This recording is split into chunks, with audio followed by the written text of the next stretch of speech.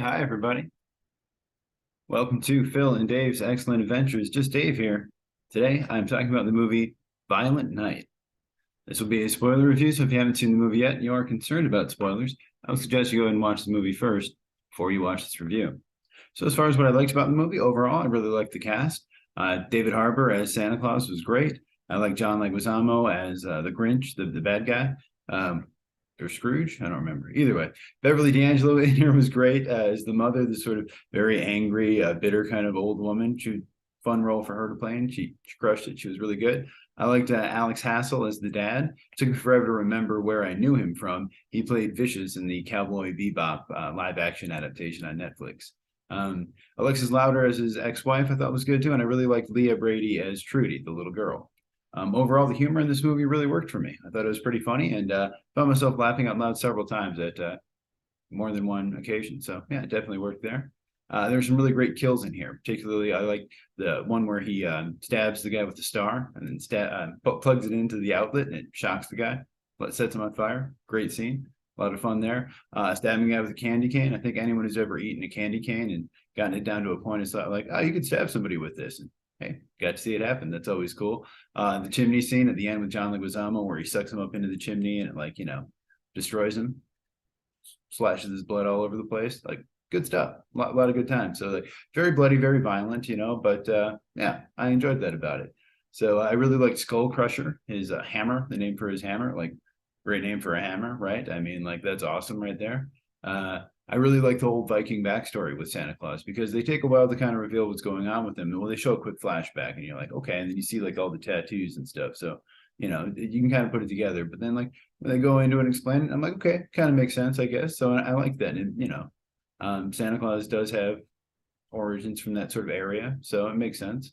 I liked all the Home Alone stuff. At the beginning when the little girl mentioned she had just seen Home Alone, I'm like, oh, are they just going to do like a Home Alone ripoff kind of thing? And maybe someone argued they did. They definitely do at the end. There's a lot of Home Alone type stuff. But when they did it, I thought it was great. I really liked it.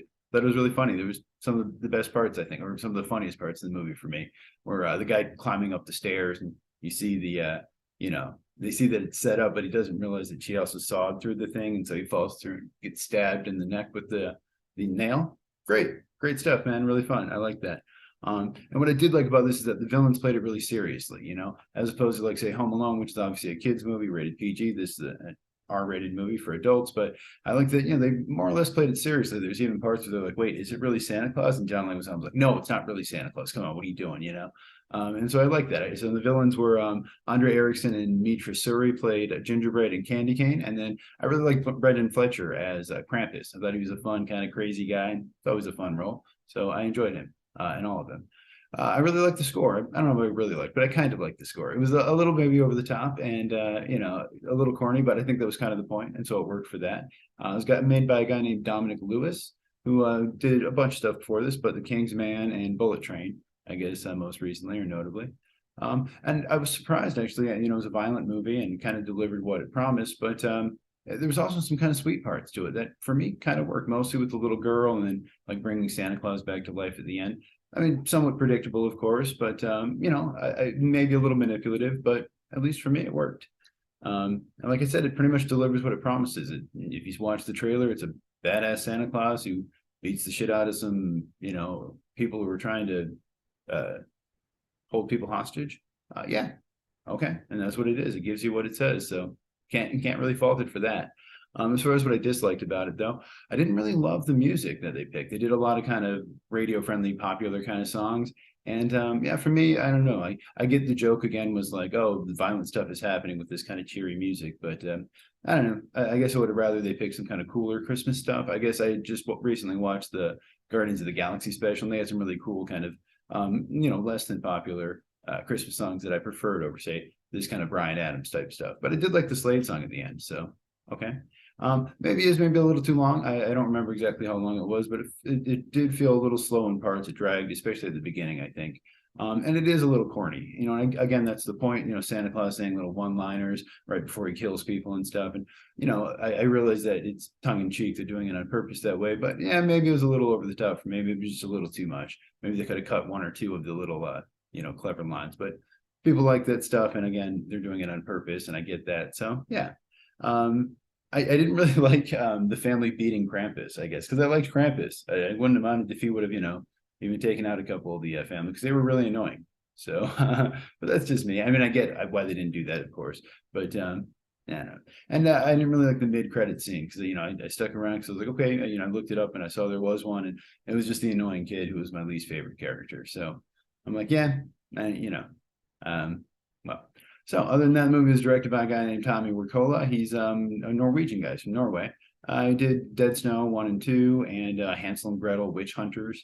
And so yeah, I like Dead Snow. It's kind of a zombie Nazi movie. So yeah, good times there. One of the many zombie Nazi movies. But yeah, I remember liking the first one. I don't remember if I saw the second one. I don't think I ever saw Hansel and Gretel, but yeah, I like his work, and so it was cool to see this. And I think this, he did a good job here. It was written by a couple guys named Pat Casey and Josh Miller. They worked on Sonic 1 and 2 and a TV show, a bunch of TV shows, one called Into the Dark. And they have all the exact same credits. So I think they're a writing team who always work together. The movie had about a $20 million budget. So I think it's already made that about $20 million so far. So I'm sure it's going to be profitable. So good for them. It reminded me a little bit of a movie called Santa's Slay that came out in the early 2000s with Bill Goldberg, I think, as Santa Claus the wrestler. Somewhat like that, a little more wholesome, I suppose, maybe, but a similar kind of premise, like a badass Santa Claus. And of course, Home Alone, and you're going to compare it to that. I think some people have even said it's too much like Home Alone. It's a bit of a rip off. Yeah, maybe. I don't know. I guess I don't even know if it's the same company or not. I guess Disney owns Home Alone now, so no, I guess it's not, but whatever. I thought it was different enough. It didn't bother me. And if you want sort of an adult style Home Alone, I guess, with Santa Claus, then yeah, it's sort of what it is. And I think for some people, they would definitely say this is a new holiday classic for the like Die Hard is my favorite Christmas movie kind of people. Like, hey, now you have a new counterculture, anti kind of Christmas movie. That's not exactly what Die Hard is, but and I did definitely prefer this to something like Bad Santa, which for me was a little too mean spirited, I think. And I guess I'm just not a big Billy Bob Thornton fan, so I don't know. Either way, I like this. I like David Harbour, and I was glad to see him, get something successful, or at least it looks like it will be successful. So as far as my score on this one, I think I'm going to give it an 8 out of 10. Thought it was really good, not perfect, but a fun time. And yeah, I can definitely see watching it again, maybe next year around Christmas time. So if you saw the movie, let me know what you thought of it down in the comments below. Thank you so much for watching. Hope you have a great night, and I will see you here again next week.